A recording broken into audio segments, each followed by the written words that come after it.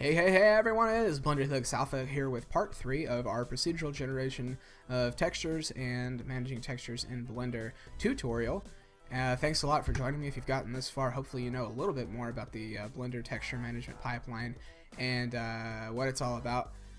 This again is sort of an introduction series on learning a little bit more. I encourage you guys to not just take my word for it, but go in yourself and tweak around with all of the settings and just get familiar with it yourself. So we have a cube still previewed here. We have a couple procedurally generated textures here. We're gonna go ahead and flip those off just because we don't really need those right now. But for our third slot, I wonder if we can actually, so if we select a texture slot and we hit this X here, it should just clear it out for us. So let's do that. And let's reselect our texture slot here. Now what we're going to do is actually apply an image file to our cube.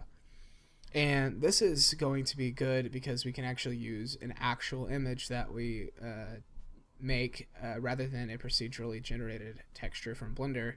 We can actually take an image that we made out of Photoshop, or that we baked as ambient occlusion diffused, or just a render outline from Blender, took it into Photoshop, and we want to actually load it up into a renderable cube, because as we can see here, the actual material on it is not linked to any texture, even though it is actually previewed texture through here, through the editor. So we have our material.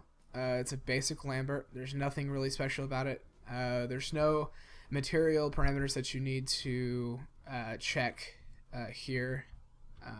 So if we just go to our textures, hit new, let's name this an image texture.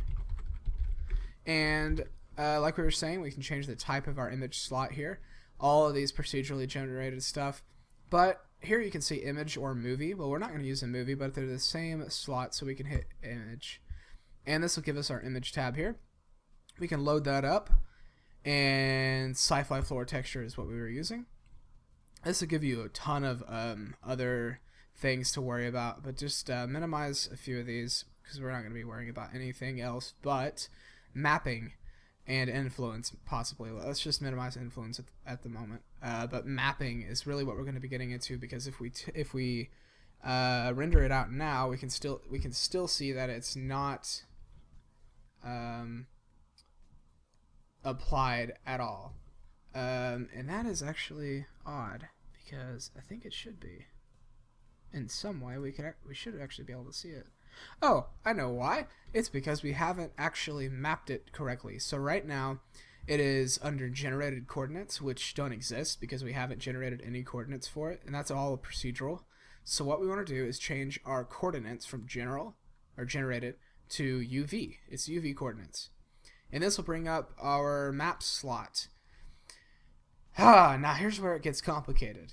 Our map slot is going to show us all of our unwrappings of this item. So if we unwrap one face, it's going to have an unwrap slot. If we unwrap the other face, if we unwrap different faces, every unwrap that we have, it separates itself, which is really good, actually.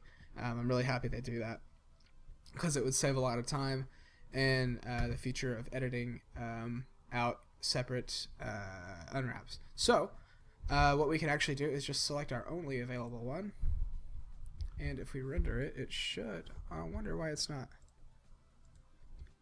Okay guys, well I figured out why it wasn't rendering out. Is because my image slot here, or my texture slot here, was actually unchecked, so we want to check that on.